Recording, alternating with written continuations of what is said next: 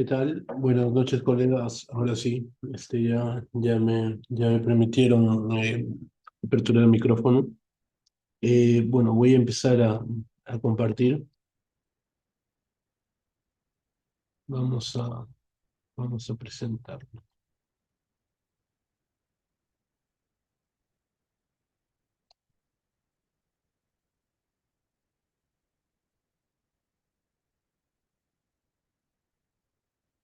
Muy bien. Entonces ya se puede apreciar. Voy a ocultar. Ya está. Listo. Entonces, bueno, para el día de hoy tenemos lo referente a fisiopatología, la tercera parte de fisiopatología. Bueno, donde vamos a hablar algo de enfermedades hepáticas, bueno, y de repente trastornos relacionados a enfermedades psiquiátricas, ¿no? Llámese esquizofrenia y depresión. Bueno, entonces, bueno, de lo referente a hígado, ¿no? Algo que es básico para esta parte de acá es lo referente a cirrosis, ¿no? Entonces, sabemos que la cirrosis, bueno, es una etapa tardía de la fibrosis hepática, ¿no? Incluso cuando se evalúa un paciente que tenga ciertos factores asociados, ¿no? Por ejemplo, llámese, voy a poner el puntero por acá.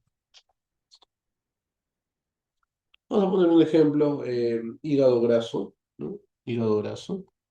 Entonces, siempre el hígado graso, por ejemplo, o sea, la esteatosis hepática, es un factor, ¿no?, de riesgo para desarrollar cirrosis, ¿no? Pero obviamente no ocurre directamente, ¿no?, de un hígado, de una esteatosis a cirrosis, sino precisamente previamente hay cuando se habla o del avance hacia la enfermedad, se habla de una fibrosis hepática.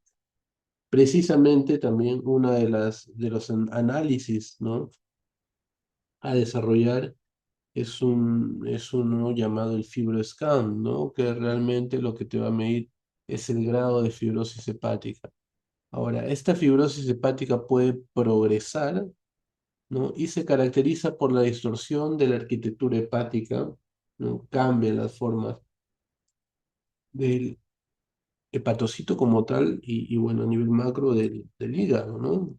Y la formación de nódulos regenerativos, ¿no? Bueno, nódulos regenerativos hace referencia a, sabemos que el hígado es un órgano que se encuentra en la fase G sub cero, ¿no? Un estado quiescente, pero que, bueno, en ciertos casos podría entrar nuevamente a la fase de mitosis, ¿no? Por eso se habla de formación de nódulos regenerativos, aparentemente para tratar de compensar la parte, la fibrosis que sea en el hígado, ¿no? Pero sabemos que esto acá finalmente no es efectivo, ¿no? Generalmente se considera irreversible la cirrosis en etapas avanzadas, momento en el que la única opción de tratamiento puede ser el trasplante de hígado. De hecho, es la única opción, ¿no? En etapas avanzadas es la única opción. Sin embargo, se ha documentado la reversión de la cirrosis en sus primeras etapas en varias formas de enfermedad hepática después del tratamiento de la causa subyacente, ¿no? Entonces, una reversión, sin embargo, bueno, no de repente hay una progresión a cirrosis, pero sino en otras formas de enfermedad hepática.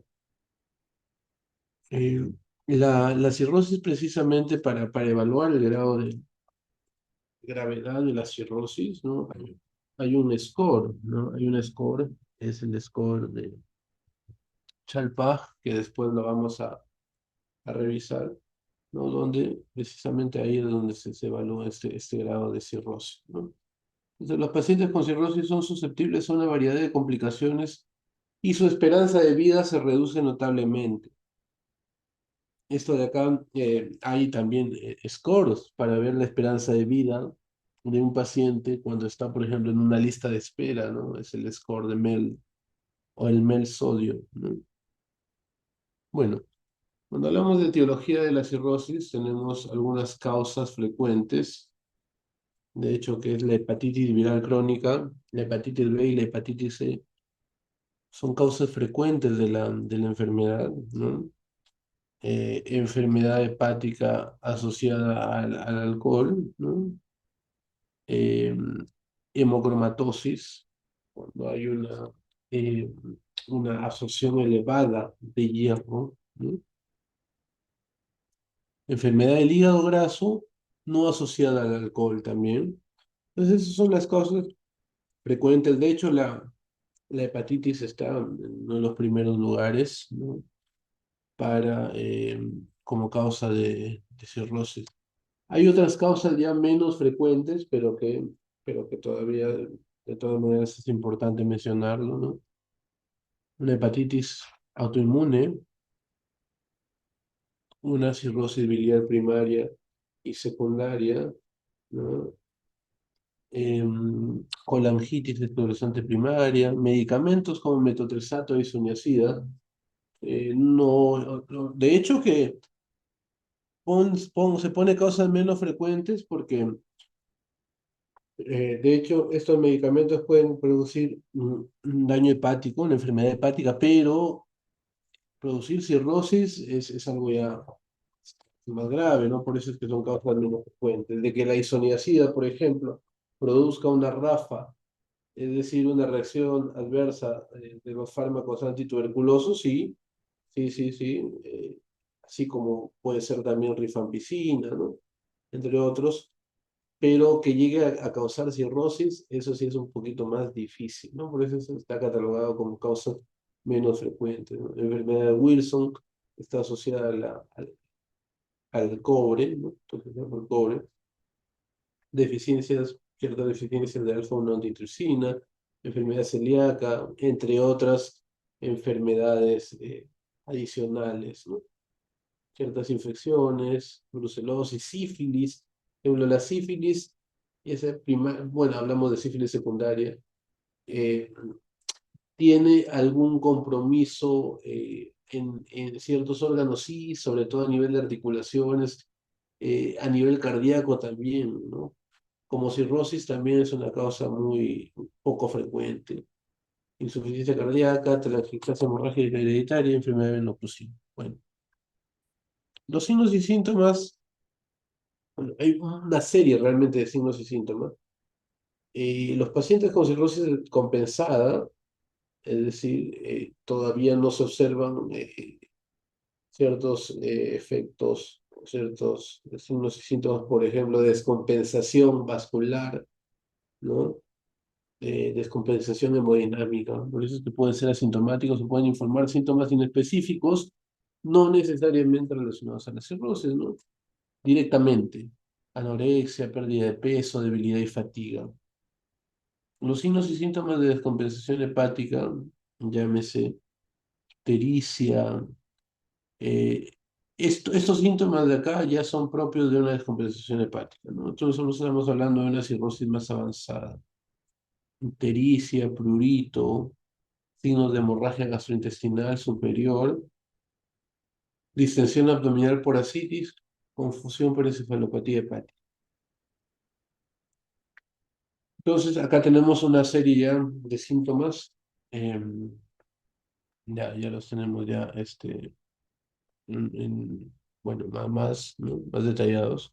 Entonces tenemos anorexia, característico, pacientes cirróticos, pérdida de peso, debilidad, fatiga, calambres musculares, hematomas, amenorrea en el caso de las mujeres, oligomenorrea o metrorragia, impotencia en el caso de los hombres, esterilidad, disminución de la libido, y esto que está con asterisco son signos y síntomas,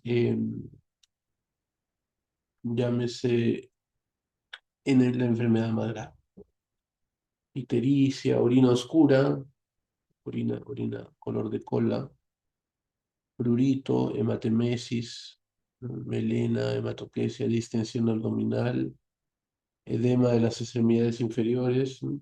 Confusión o alteraciones del sueño, ¿no? Esto está relacionado con la encefalopatía cirrótica.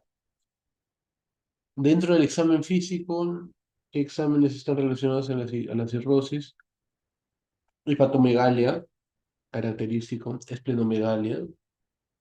Las telangiectasias en forma de araña o arañas vasculares también se les llama, ¿no? Es en la zona abdominal, se forman de manera prominente una especie de arañas, se les llama así arañas, ¿no? A ver, por acá me ponen, a ver si por ahí me ayudan. Me parece que la reunión terminará en 10 minutos. No sé si por ahí me pueden ayudar los colegas que están a cargo o quien está a cargo de la parte informática. Eritema palmar. Y acá, bueno, acá está en inglés, digital clumping, que viene a ser la acropatía o los dedos en forma de palillo de tambor, ¿no?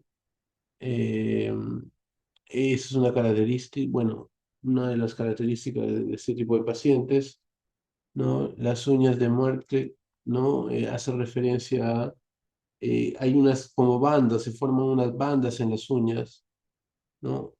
O las uñas de Terry, en donde las uñas se vuelven de color blanquecino, ¿no? Agrandamiento de la glándula parótida, en el caso de los hombres, ginecomastia, ¿no? Pérdida del vello a nivel del pecho, vello axilar, atrofia testicular, ¿no? Entre otros más, ¿no? Entonces, precisamente para clasificar a la cirrosis según gravedad, tenemos la clasificación de Child-Pugh, ¿no? De la gravedad de la cirrosis, que me va a evaluar, ¿no? 5 puntos. Hace referencia a la evaluación de ascitis, bilirrubina, albúmina, va a evaluar también la ovulación, ¿no? El tiempo de protrombina o el INR y la encefalopatía, ¿no? Entonces, por ejemplo, ¿no? Lo referente a ascitis tenemos ascitis ausente, ascitis leve o ascitis moderada, ¿no? Eh, la ascitis sabemos que es una acumulación de líquido a nivel abdominal, a nivel peritoneal, ¿no? En la cavidad peritoneal. Eh, y esto de acá se va a evaluar de acuerdo a la matidez timpánica, ¿no? En donde se hace una maniobra eh, se golpea con los dedos, ¿no? Para escuchar y ver en qué zonas, en qué parte del abdomen hasta qué parte del abdomen está el líquido, ¿no? Entonces, la bilirrubina, bueno, eso sí se puede evaluar. Estamos hablando acá de bilirrubina total, menor de 2 a 3 miligramos por decilitro, mayor de 3 miligramos por decilitro. Entonces, dependiendo, se va a ir marcando para asignarle un punto, ¿no? O dos o tres, ¿no? Entonces, dependiendo cuál es lo que se escoja, ¿no? El tiempo de protrombina siempre es sobre el control. ¿Cuántos segundos está por encima del control? Estamos haciendo referencia, bueno, al patrón, al valor normal en todo caso, ¿no? O en todo caso, por ejemplo,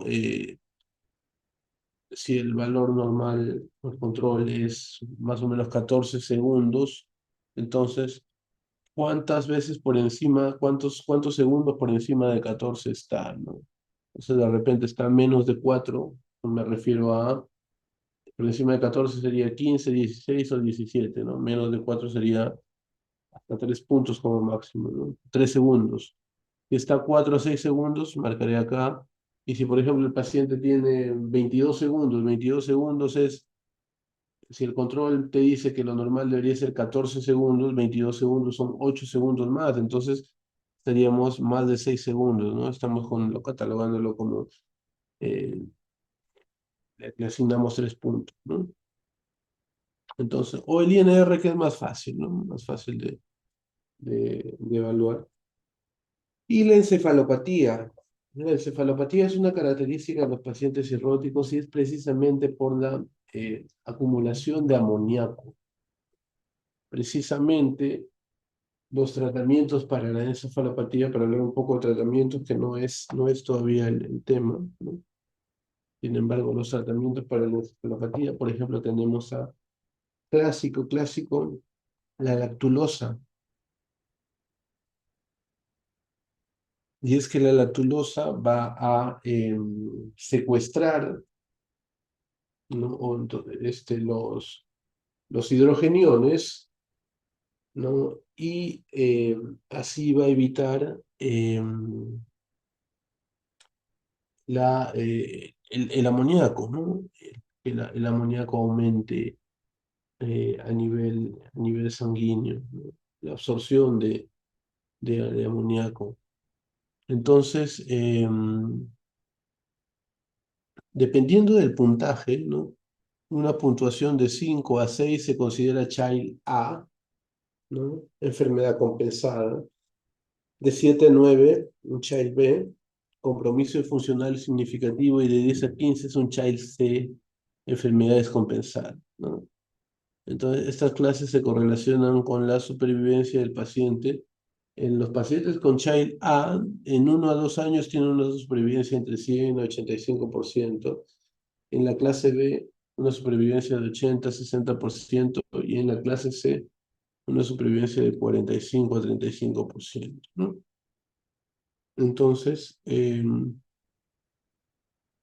esa parte es importante. Yo recuerdo que en algún momento yo me revisé, bueno, sobre todo cuando estaba en mi primer mes de rotación, ¿no? Cometí un error ahí, porque de repente hay unos fármacos que se pueden corregir, no está del todo claro, pero hay algunos por ahí nomogramas de corrección de fármacos que se corrigen en base al child, ¿no? Es el caso de tigecyclina, recuerdo.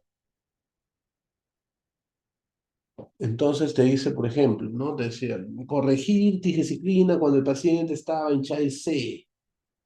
Entonces, ahora esa parte no está del todo claro, pero en ese momento estaba. Entonces, yo empecé a sacar el child a un paciente.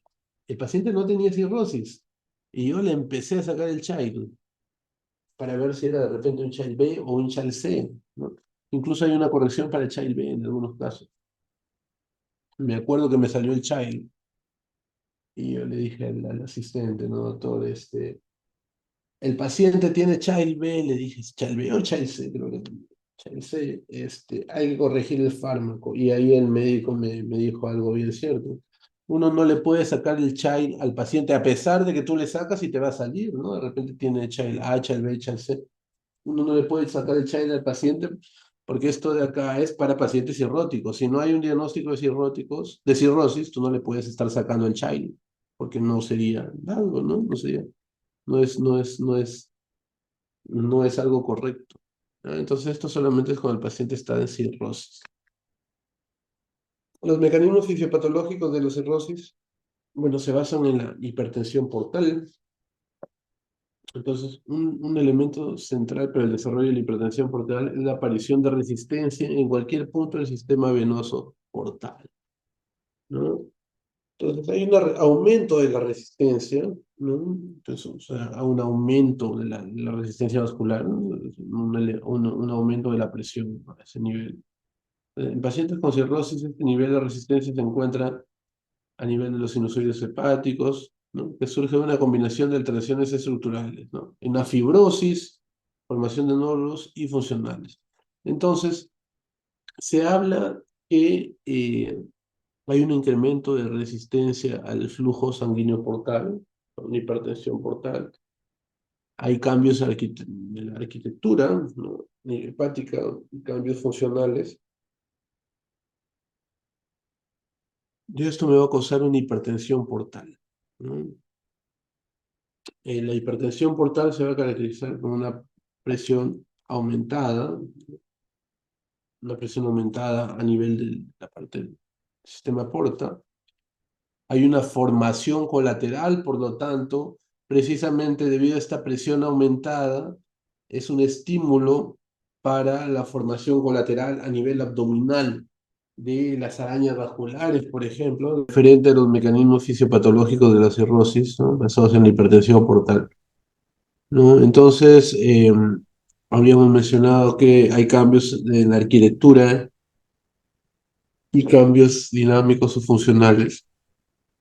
En había un aumento, este aumento de hipertensión portal produció un aumento en toda la zona realmente de la vena porta, ¿no? Y esto de acá era un estímulo para la formación de varices, ¿no? O sea, varices, arañas vasculares también, ¿no? Shuns y encefalopatía hepática, ¿no? Entonces,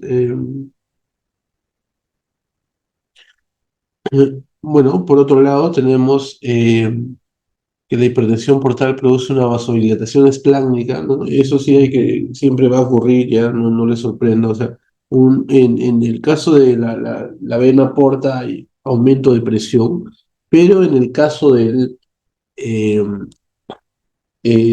a nivel espláncnico, llámese la circulación del vaso, la circulación del intestinal propiamente, ¿no?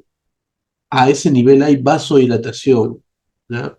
Entonces, esa vasodilatación va a incrementar, o hay vasodilatación, hay mayor acumulación de sangre, va a incrementar el flujo portal y esto de acá agrava la hipertensión portal, ¿no? Entonces, es así, a nivel de la vena porta, hipertensión, pero a nivel espláncnico hay vasodilatación, ¿ya? Entonces, la vasodilatación espláncnica a la vez va a producir una hipovolemia, ¿no? Va a haber un aumento, una activación del sistema renina-angiotensina-aldosterona, del sistema nervioso simpático, y esto va a traer como consecuencia eh, retención de sodio, lo primero retención de sodio, porque hay una activación del sistema renina-angiotensina-aldosterona, y sabemos que la aldosterona va a retener el sodio, ¿no? Hipervolemia, ascitis, ¿no? Ascitis, síndrome hepatorrenal. El síndrome hepatorrenal se puede dar en este tipo de pacientes, ¿no? En donde hay un problema a nivel hepático y a la vez eso trae como consecuencia una falla renal. El detalle es que cuando se diagnostica el síndrome hepatorrenal es que ya es un diagnóstico, digamos, que es de ya el diagnóstico que va quedando. O sea, ya se diagnosticaron, se descartaron otros casos de falla renal, por ejemplo, y ya cuando se descarta todo, entonces se piensa recién en un síndrome hepatorrenal, ¿no? Y bueno, y una cardiomiopatía también que puede generarse en estos casos, ¿no? Entonces, esto de acá hay que tenerlo en cuenta porque precisamente el tratamiento farmacológico, lo voy a poner esta diapositiva nuevamente cuando hablemos de farmacoterapia, ¿no? El tratamiento farmacológico tiene que ver, ¿no? Con el sistema renina-angiotensina-aldosterona, el tratamiento de elección es la espironolactona, ¿no? Por ejemplo, para tratar la ascitis y la furosemida, ¿no? Entonces la espironolactona precisamente porque hay una activación del sistema renina-angiotensina-aldosterona. En este tipo de pacientes se les pide que reduzcan el consumo de sal, ¿no? Precisamente para evitar la retención de este sodio, ¿no? Bueno, eh, los efectos de la hipertensión portal es, bueno, de hecho, al inicio hay una etapa compensada, hemos dicho, de la cirrosis, en donde incluso los signos y síntomas son leves o en algunos casos ni siquiera, a veces cursa la enfermedad de una manera asintomática, ¿no? Entonces, con la hipertensión portal hay una etapa compensada en el marcador. Sin embargo, eh, puede haber también, la hipertensión portal produce un sangrado de varices, ¿no? Las varices esofágicas, características de los pacientes con cirrosis, ¿no? Eh, Ascitis también es otra característica, síndrome patorrenal que se da en algunos casos, encefalopatía hepática, cardiomiopatía, ya la cardiomiopatía es una complicación ya un poco más cuando la enfermedad está más avanzada, circulación hiperdinamica. Hablando un poquito de la circulación hiperdinamica, esta circulación hiperdinamica hace referencia a cambios en la circulación, cambios en la presión, ¿no? Eh, Este tipo de circulación es la que descompensan los pacientes. Los pacientes cuando tienen cirrosis y luego, por ejemplo, una de las características de la cirrosis es la ascitis, que les dije que era acumulación de líquidos este, a nivel abdominal. Eh, el tratamiento de la ascitis es la paracentesis. Aparte del tratamiento farmacológico, es ir retirándole líquido al paciente, ¿no? Por medio de paracentesis, es un catéter, se va retirando el abdomen y se va llenando en galones, por ejemplo, en el hospital, en galones para cuantificar cuánto de líquido se está retirando. Entonces, se dice que cuando se retiran hasta 5 litros, no hay una descompensación. Digamos que no es necesario, mejor dicho, administrar un fármaco acompañante como la albúmina, ¿no? En cambio, cuando hay un retiro de más de 5 litros, a esto se le llama paracentesis de gran volumen, en estos casos sí el paciente se va a descompensar, porque como tiene una circulación hiperdinamica, estos cambios, retirarle más de 5 litros de líquido acítico, van a hacer, van a hacer que el paciente se descompense. Por lo tanto, cuando hay un retiro de líquido cítrico de más de 5 litros, se utiliza para compensar esa circulación hiperdinamica albúmina, ¿no? Entonces, a los pacientes con cirrosis vamos a verlo que le administran, cuando hay una retirada, se le administra albúmina, ¿no? Se le administra albúmina, ¿no? Entonces, eso es una característica y lo vamos a ver en lo referente a farmacoterapia.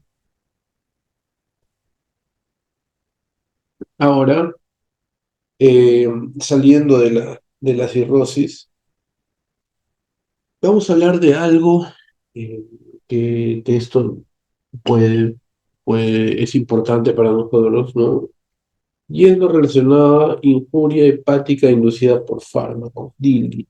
De aquí, para catalogar el tipo de DILI, hay que hacer algunos cálculos. Y precisamente con esos cálculos, eh, ese valor de R, podrían en algún momento poner alguna pregunta, ¿no? Sobre todo para interpretar. Difícil que sea para calcular, pero al menos sí para interpretar. Lo vamos a ver en un momento. Entonces, la lesión hepática inducida por fármacos es un término utilizado para describir el daño inesperado que los fármacos de uso común pueden causar al hígado, ¿no? Incluido el daño a los hepatocitos y otras células hepáticas. La razón principal que explica la susceptibilidad del hígado a las reacciones adversas de los medicamentos es probablemente su papel central en la biotransformación. Sabemos que el hígado es, como tal, por sí, el fármaco biotransformador por excelencia. Y el detalle es que en estos procesos de biotransformación se producen algunas sustancias dañinas para él. que causan daño al hígado, ¿no? Entonces, precisamente, eh, en algunos casos, algunos fármacos pueden ocasionar este tipo de DILI, ¿no? Entonces, el DILI, la injuria hepática inducida por fármaco, se puede clasificar en DILI intrínseco y DILI idiosincrático, ¿no? El DILI intrínseco está relacionado con la dosis y ocurre en gran proporción de personas expuestas al fármaco. Es algo predecible, o sea, hay fármacos que de por sí son hepatotóxicos y precisamente esa hepatotoxicidad es la que va a causar, porque hay un daño directo al hígado, ¿no? Eso es un DILI intrínseco, ¿no? Esos fármacos es más predecible, si le doy tal fármaco, por ejemplo, paracetamol, eh, en tal dosis, en tales dosis, a partir de esa dosis, yo ya voy a saber que mi paciente probablemente va a ser un daño hepático, ¿no? En cambio, hay otro DILI llamado el DILI idiosincrático. Generalmente no está relacionado con la dosis, generalmente, aunque se requiere un umbral de dosis de 50 a 100 miligramos al día, ¿no? Bueno, pero en algunos casos el paciente a veces usa pocos días de fármaco y hace tiempo, porque esa es muchas veces ocurre después de semanas. Entonces, en una pequeña proporción de individuos, se produce esto, ¿no? Entonces es impredecible este hilo idiosincrático y exhibe una latencia variable, ¿no? Hasta el inicio de días o semanas. Incluso esto de acá puede ocurrir semanas después de que ha habido un consumo de fármaco. Entonces, bueno, todo parte, la relación entre el mecanismo del intrínseco y idiosincrático. Todo parte de una... Voy a ocultar estos botones flotantes. Esto. Entonces, de hecho, que todo parte de la administración de un fármaco. Puede que haya metabolitos reactivos, ¿no? Y ciertos daños, ¿no? Por ejemplo, más aún si hay una unión covalente a nivel hepático del fármaco o hay una depresión del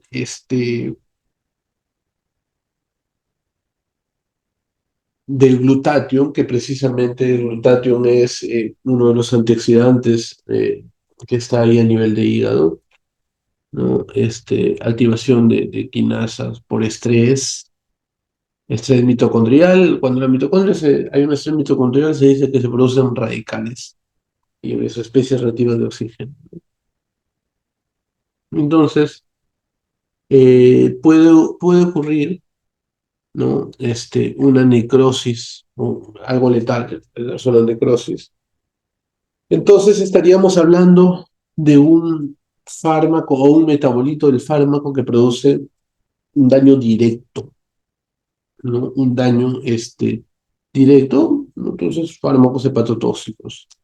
Entonces, eso se le llama idiosincrático. En cambio, puede haber un estrés subletal y hay una respuesta adaptativa, ¿no? Entonces, el paciente va recuperándose, no se observan síntomas, pero puede haber una susceptibilidad en ciertos pacientes, ¿no?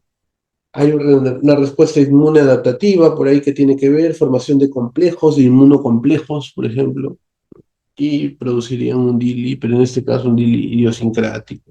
No se sabe a qué paciente. A ver ¿qué fármacos están asociados al DILI? Eh, de tipo intrínseco tenemos el acetaminofén encabezando la lista, amiodarona, esteroides anabólicos, metabolitos. Alguien por ahí escribió. A ver, no, no creo, no. No, no, no había un sonido. Ya, bueno. Entonces, esos fármacos que dicen DIL intrínseco es que directamente causan un daño, ¿no? Van a causar un daño a nivel hepático, ¿no? Entonces, tenemos ahí, le dije, ciclosporina, coleseramina, ácido valproico, ¿no? Espérenme un momento, voy a cerrar esto de acá. Creo que es porque mi WhatsApp estaba bien. Ya está.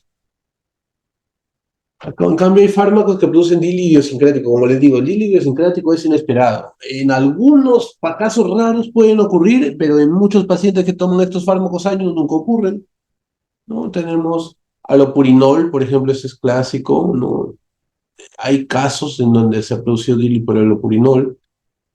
Amoxicilina clavulánico, la parte del clavulánico. Entonces, diclofenaco, disulfirán, ¿no? Glucosacilina, isoniazida, ketoconazol, etcétera, fenitoína. Este, mm, entonces, ¿quiere decir que a cualquier paciente le va a ocurrir DILI? No, solamente a algunos, ¿no? A algunos no sabemos a quién, ¿no? Idiosincrático.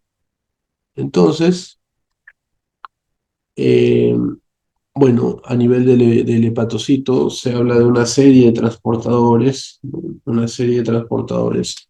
Los tenemos acá a la izquierda, ¿no? Entonces, esos transportadores van a precisamente transportar eh, algunos fármacos, ¿no?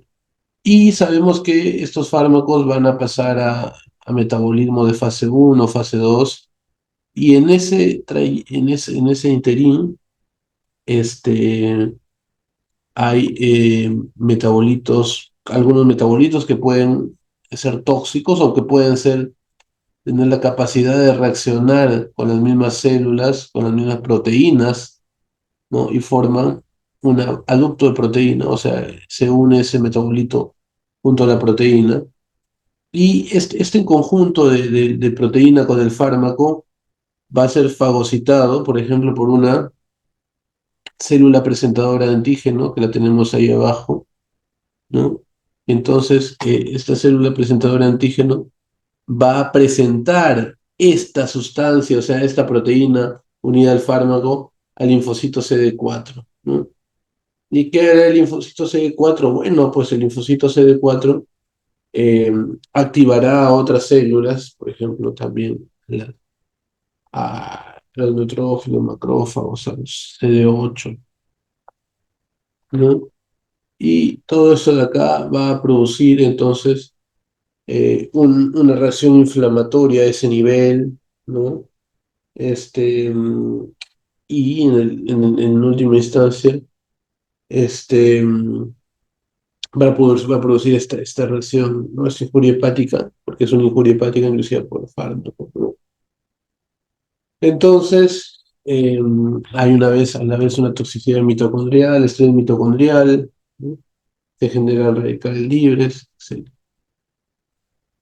Entonces, eh, nos damos cuenta, tiene que haber estos aductos de proteína con fármaco, no van a aparecer en cualquier tipo de, de pacientes, pero siempre hay que tener de todas maneras alguna precaución o estar atentos ante algún síntoma, un síntoma que pueda ocurrir, ¿no? Bueno, este también es un mecanismo del idiosincrático intrínseco, ¿no? Como le dije hace un momento, hay una apoptosis, una necrosis, hay un mecanismos inflamatorios que tienen que ver acá, aumento de la activación del macrófago, infiltración del neutrófilo, ¿no? Y todos estos daños, ¿no? Van a dañar finalmente el hígado y van a producir el DILI, ¿no? Cualquiera de los dos que sea. Entonces, si nosotros nos vamos a la lesión hepática, o sea, el DILI, la clasificación se puede hacer según laboratorio clínico, que es lo que vamos a aprender hoy, ¿no? Cuando el DILI es hepatocelular, cuando es colestásico y cuando es mixto. Entonces, un DILI hepatocelular es cuando el daño es directamente al hepatocito, ¿no? Un DILI de tipo colestático es cuando el daño es a nivel de vías biliares, conductos biliares, y un DILI mixto es cuando hay ambos, están presentes. Según el mecanismo de hepatotoxicidad, puede haber hepatotoxicidad directa, idiosincrática, ¿no? Y también, ¿no? Este, sabemos que la hepatotoxicidad directa está asociada a DIL intrínseco e idiosincrático, que puede ser en algunos pacientes podría ocurrir, no lo sabemos, ¿no? Y también podemos clasificar la lesión hepática mediante hallazgos histopatológicos, ¿no? Necrosis, colestasis, estetosis, fibrosis, etcétera. A ver, denme un momento, por favor, ahorita, unos segundos nada más, ahorita regreso a eso. Estoy colocando acá el RUCAM, es una guía, ¿no? Eh, es una herramienta bien establecida de uso común para evaluar cuantitativamente la causalidad en todas las sospechas de lesión hepática, ¿no? Entonces, es una herramienta de uso común para evaluar, ¿no? Los casos de lesión hepática que se producen en el hospital.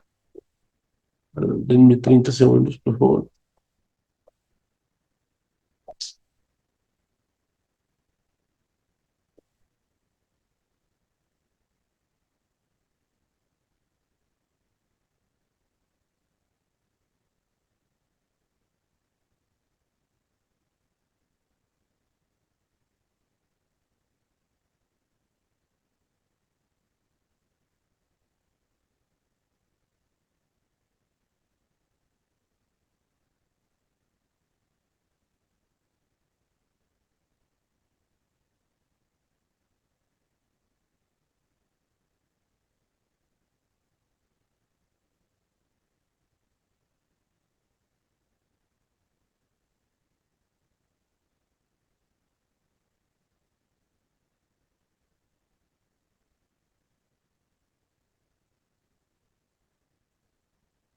Muy bien, continuamos.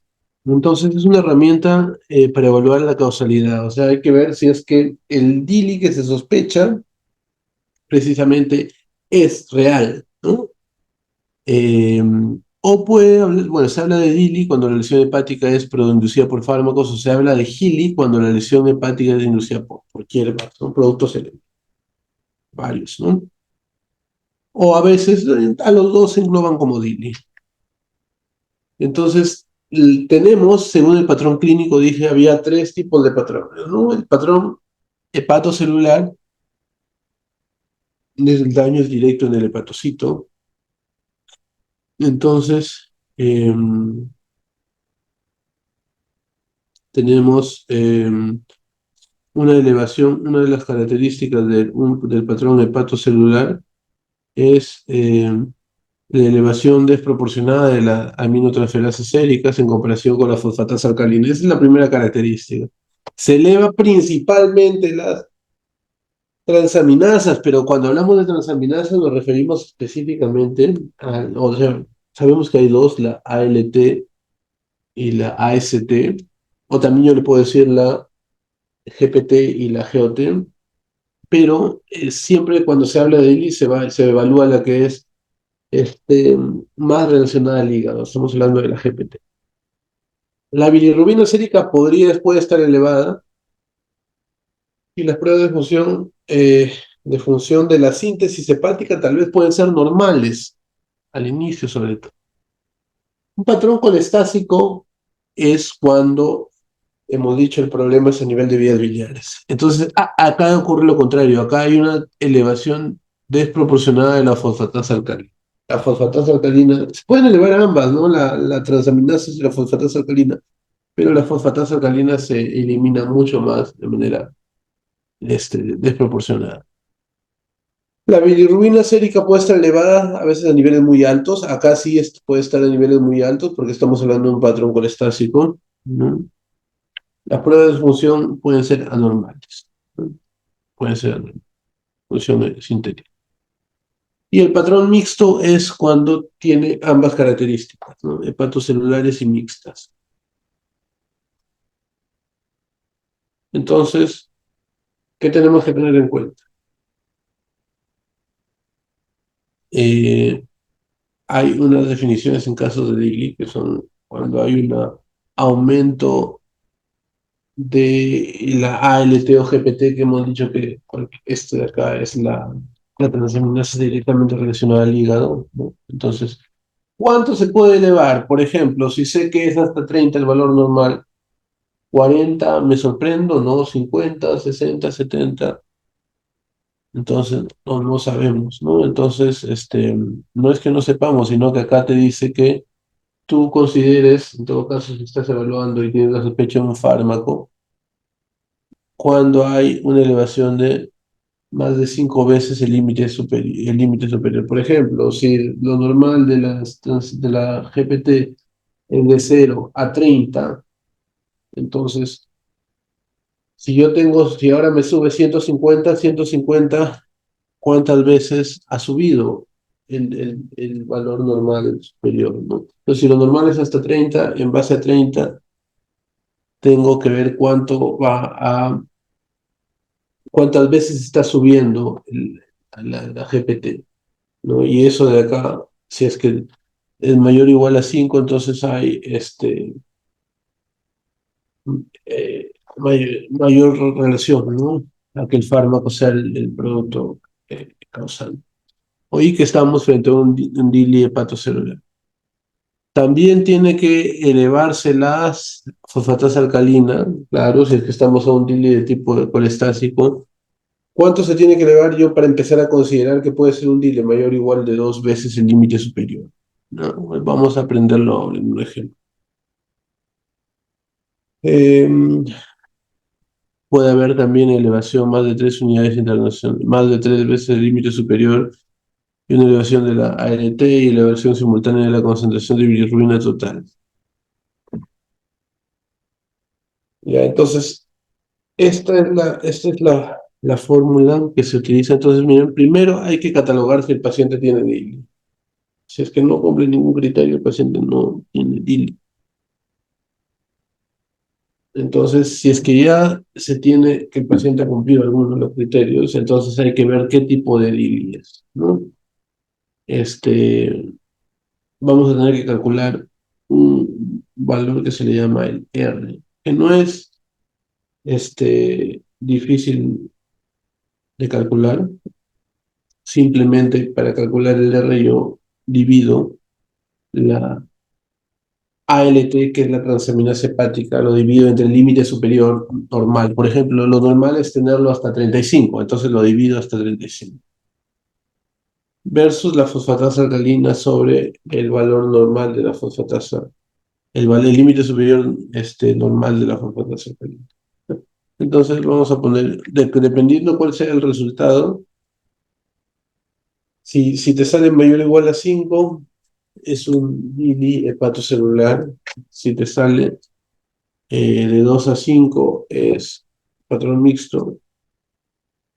Y si sale menor de 2 ya hablaríamos de un patrón colestásico. Es un ejemplo de aplicación. Entonces, es un paciente varón de 68 años. ¿No? Refiere que se automedica con paracetamol por 3 semanas debido al dolor que presenta en la rodilla derecha, ¿no? Entonces acude a la posta médica debido a que presenta náuseas, dolor de estómago y cefalea. Y entre los análisis tenemos esto. Tenemos la GPT, que es lo mismo que ALT, la GOT, que es lo mismo que AST, y la fosfatasa alcalina. Entonces, se sospecha de DILI y entonces hay que determinar el patrón clínico. Esos son los valores, ¿no?, del laboratorio. Entonces, hay que calcular el R. Entonces, ¿cómo calculamos el R? Nos pasamos acá. 326, que es la GPT, dividido entre el límite superior mayor, ¿no? Entonces 35. 35 sería el límite superior. Y todo esto dividido entre la fosfatasa alcalina, que es 200, dividido entre el rango superior, que sería de lo normal de fosfatasa alcalina de 25 a 129, por ejemplo, según el ejemplo. Entonces hay que poner los 129. Entonces, cuando sacamos los cálculos, tenemos que salió un RD6. Y RD6 nos marca un patrón hepatocelular. Un patrón hepatocelular, posiblemente por el paracetamol que ha recibido 3 semanas seguidas. Entonces vamos a ver el algoritmo para Dilgy.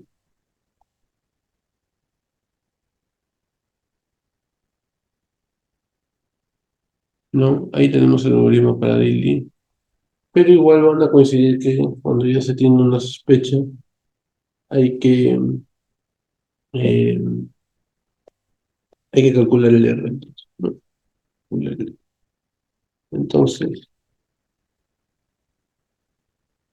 esta página que la dejo aquí es una página que me permite, cuando tengo dudas sobre si es que un fármaco, qué tipo de daño hepático causa, ¿no? Entonces, cuando yo quiero saber esa información, eh, acudo a Libertox, por ejemplo, ¿no? Y quiero ver si mi paciente está elevando transaminasas, por ejemplo, yo estoy con fluconazol, quiero ver si es que el fluconazol puede ser el culpable, o estoy con tigecyclina, ¿no? Entonces, eh, lo que yo hago es venir acá a Libertox y el Libertox me va a dar las luces para ampliar después en otros estudios, ¿no? Muy bien, entonces el Libertox es una herramienta que lo utilizo bastante eh, cuando sobre todo tengo que evaluar si un fármaco es el culpable del posible daño hepático.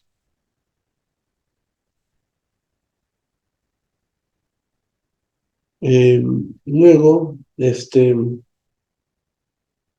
voy a lo referente a depresión. Eh, ya estamos acá en un campo de las eh, enfermedades psiquiátricas. Entonces, la depresión dice que es el estado de ánimo indicado por sentimientos de tristeza, desesperación, ansiedad, vacío, desánimo, desesperanza. Se caracteriza la depresión por no tener sentimientos, ¿no? O el paciente parece lloroso, constantemente lloroso. Entonces, el estado de ánimo deprimido puede ser una respuesta normal y a veces adaptativa a la pérdida, la decepción o el fracaso percibido, ¿no?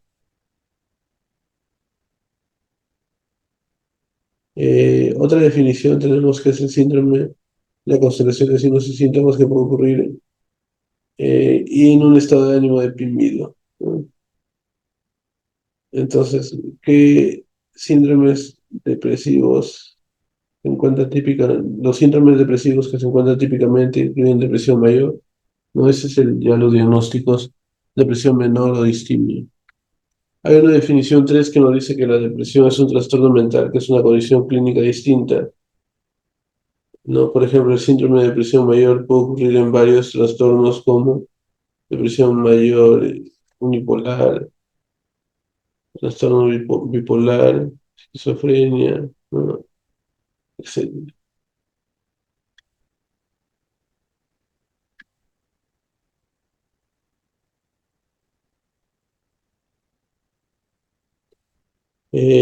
Cuando vamos a las regiones cerebrales relacionadas en las emociones y el estado de ánimo, tenemos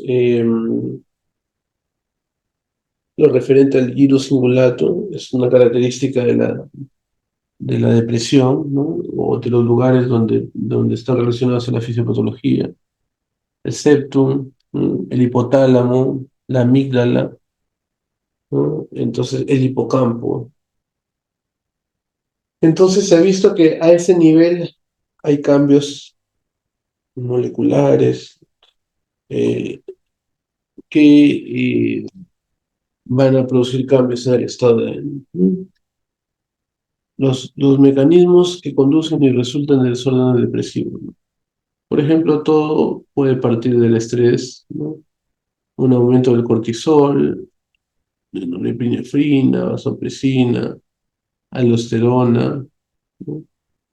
Este, Luego tenemos que ver que hay factores asociados a riesgo cardiovascular, como aterosclerosis, coagulación sanguínea aumentada, tono simpático. También está por ahí aparece la obesidad, los carbohidratos, la diabetes, ¿no? Aumenta esto de acá,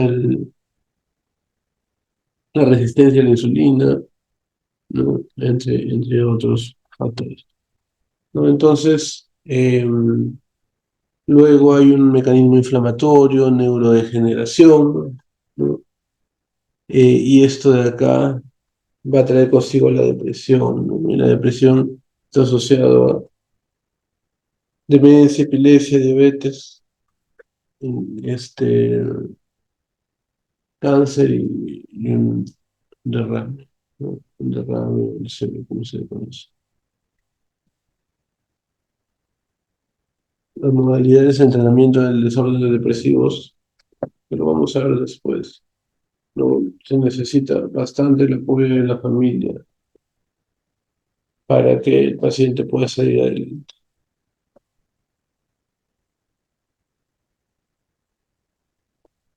Bueno, no voy a pasar esta parte porque en farmacoterapia vamos a hablar más a profundidad.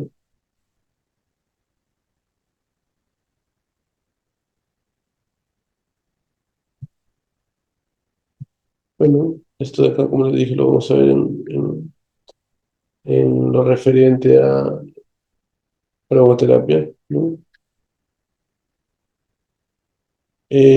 Nos vamos a pasar a lo referente a esquizofrenia. Cuando hablamos de esquizofrenia, decimos que es uno de esos trastornos psiquiátricos más complejos y desafiantes, ¿no? Ya que representa un síndrome heterogéneo de pensamientos desorganizados y extraños, delusiones. Acá es la característica de la esquizofrenia. Delusiones, alucinaciones. Entonces, ¿qué ilusiones? Entonces, ¿cuáles son los significados de esto? Por ejemplo, de ilusión, ¿no? Es una característica de esquizofrenia. Que ilusión es cuando se tiene un objeto y se le cambia el paciente le hace que se cambie de forma, ¿no? Por ejemplo, eh, es una- un, un árbol, ¿no? El paciente está viendo un árbol, y le cambia la forma a ese árbol y dice, bueno, es una persona la que me está siguiendo, ¿no? Entonces, esa es una ilusión, cambiar la forma de un objeto, ¿no? Una alucinación, en cambio, es ver algo donde no existe, ¿no? Esa es una alucinación. Y una delusión eh, hace referencia, sobre todo, el tipo de delusión que tenemos, bueno, más que tenemos el tipo de delusión que se presenta en el paciente, ¿no? Una delusión hace referencia a una idea descabellada, ¿no? Se le llama incluso delusiones bizarras. Por ejemplo, eh, tenemos un paciente con esquizofrenia que dice que no se va a poner tal gorra porque ahí hay un micrófono, un chip que le están espiando todo y le están leyendo el cerebro, ¿no? Entonces, a eso hace referencia con delusiones, ¿no? Que es una de las características de la esquizofrenia. Entonces, ¿qué factores de riesgo están relacionados a la esquizofrenia? Elevada carga genética. A ver, si es que ambos padres tuvieran con esquizofrenia, eh, hay un 30-60% de posibilidad de que su hijo también salga con esquizofrenia.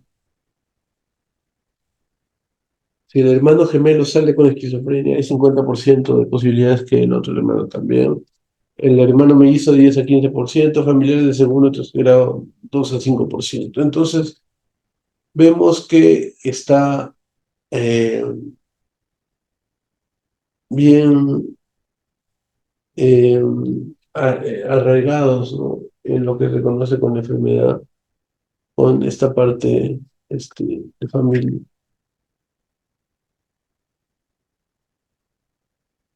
¿Qué factores de riesgo están asociados a la esquizofrenia? Enfermedades inflamatorias y autoinmunes, anemia hemolítica, pemfigoide ampulloso, enfermedad celíaca, cistitis cerebral, etc., ¿no?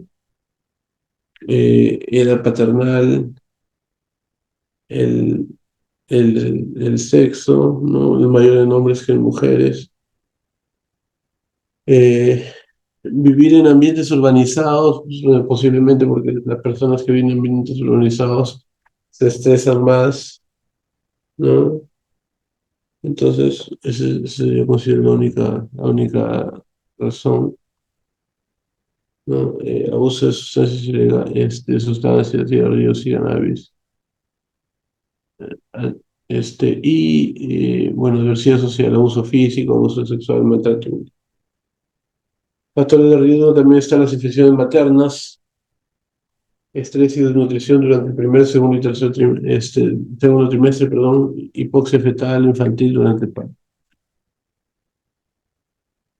Eh, la esquizofrenia se caracteriza por tres tipos de signos ¿no? Son o tres tipos, o mejor dicho, por deterioros, más de esos tipos deterioros de esquizofrenia, ¿no? Se habla y signos y síntomas también.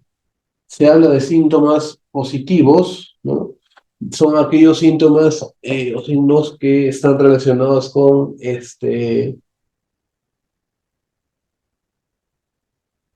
un aumento de la función a nivel este, neuronal, ¿no? Llámese, aumenta la agresividad del paciente, ¿no?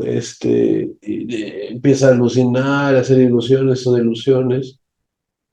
Entonces, grita, se vuelve violento, ¿no? Entonces, son síntomas positivos. Se caracteriza también por síntomas negativos. Eh, lo contrario, aislamiento, eh, uso de pocas palabras, ¿no? Retraimiento, pérdida de la sensación de placer, eso se llama anedonia. Entonces, eh, eso habla de síntomas negativos. Y lo otro son síntomas cognitivos, ¿no? En donde el paciente va perdiendo la capacidad de ciertos tipos de memoria, ¿no? Sobre todo lo que se habla con memoria del trabajo, ¿no? Entonces, por ejemplo, tenemos ahí eh, los fármacos pueden controlar los síntomas positivos y negativos, pero no el- los síntomas que tienen que resolverse con la parte cognitiva, ¿no? Entonces, precisamente se ha visto también que en los pacientes con esquizofrenia hay un aumento del ventrículo. ¿Y cómo aumenta el ventrículo? Porque se adelgazan de repente algunos eh, componentes a nivel estructural, ¿no? Entonces los ventrículos se hacen más grandes. A la izquierda tenemos un paciente con pobre resultado, ¿no? Ya tiene su ventrículo, se observan ahí, los ventrículos están más voluminosos, ¿no? Más voluminosos, y hay un adelgazamiento en la corteza, ¿no? En el centro tenemos un paciente con buen resultado, ¿no? Y se observa, de hecho, el básico, este, eh, pacientes con, bueno, con los ventrículos normales, se podría decir así, ¿no? Eh, si lo comparamos con los sujetos saludables, ¿no? Con los sujetos saludables, pacientes con buenos resultados de la terapia, ¿no? Entonces, ¿por qué ocurre una disminución de la corteza cerebral? Porque se habla de una poda sináptica, ¿no? Una poda sináptica que tiene que ver con, dentro de esta poda sináptica, eh, tiene que ver las glías, llámese el astrocito, que es un tipo de glía, y esta glía va a mandar señales hacia hacia las neuronas, ¿no? Entonces, se ha visto que en el caso de la esquizofrenia, ¿ya? Las señales van a tener que ver con disminución de actividades neuronales, ¿no? Disminución de actividades neuronales, destrucción neuronal incluso, y precisamente con la activación el sistema del complemento, ¿no? Complejo uno, el complejo 3, ¿no? Entonces, precisamente cuando se produce esta activación del sistema del complemento, ¿no? Hay una, eh, como les dije, destrucción eh, neuronal, y esta destrucción neuronal es tan amplia que se observa, tan notoria que se observa que los ventrículos son más grandes, ¿no? Porque hay un adelgazamiento de la corteza cerebral, ¿no? Entonces, esto de acá, como les dije, trae como consecuencia una corteza cerebral disminuida, pérdidas a nivel eh, del, de la parte cognitiva, ¿no? Entonces, eso es el problema. El gran problema de la esquizofrenia. Los tratamientos son efectivos para el lado, síntomas positivos, negativos, pero no por los síntomas cognitivos, ¿no? Pues se habla de una degeneración en progresión en el caso de la esquizofrenia. Entonces, ahí se observan los cambios en el volumen cerebral a lo largo del tiempo en sujetos sanos versus sujetos con esquizofrenia.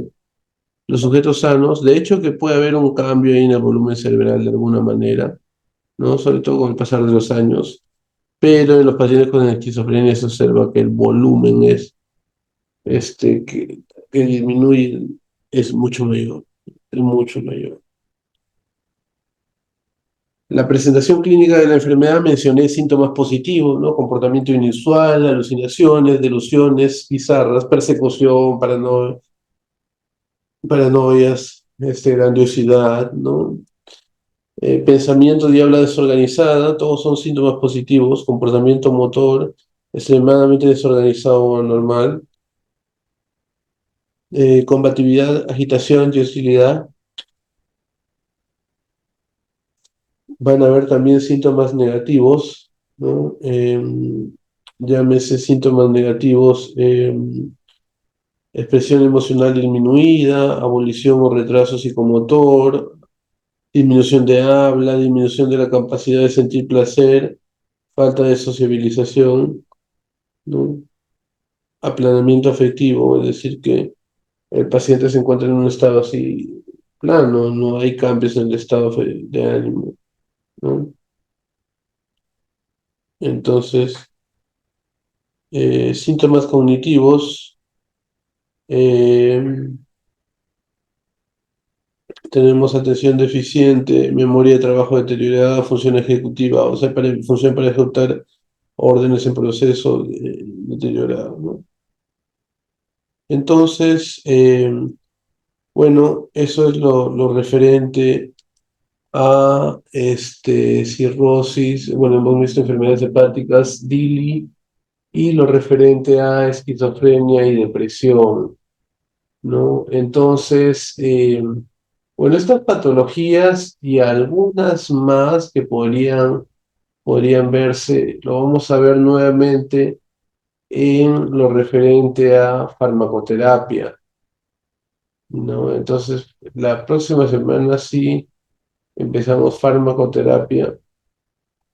O bueno, o también ahí sí lo dejo, creo que antes de ir a farmacoterapia hay una parte de microbiología que creo que hay que tocarlo previamente, ¿no? Hay un repaso de microbiología total, entonces creo que ese debería ser primero la parte de microbiología, ¿no? Y ya al final, ya eh, de repente, si estamos tocando la farmacoterapia de enfermedades infecciosas, eh, es necesario conocer algunas, o recordar sobre todo algunas bacterias, algunas clasificaciones, coagulasa, por ejemplo, Staphylococcus coagulasa positivo, coagulasa negativo. Ya luego de eso, ya eh, vendríamos con farmacoterapia. Entonces, la próxima clase va a ser igual, este, vamos a empezar por microbiología y ya después hablaremos para lo referente a farmacoterapia. No sé si hubiera alguna duda, algún interrogante. Voy a subir la guía de Disney. Ya, voy a subir la guía para que la revisen, ¿no? De todas maneras, ¿no? Entonces, no sé si hubiera alguna inquietud, alguna pregunta. Y si no, vamos a dejar de compartir y voy a,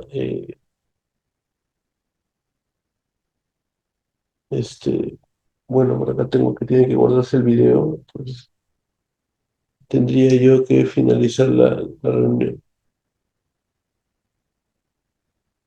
Bueno, creo que no hay nada más, entonces, este, hasta la próxima que vamos a hablar de microbiología antes de entrar a la farmacoterapia. Ha sido un gusto, colegas, ¿no? Y ya nos vamos a estar viendo.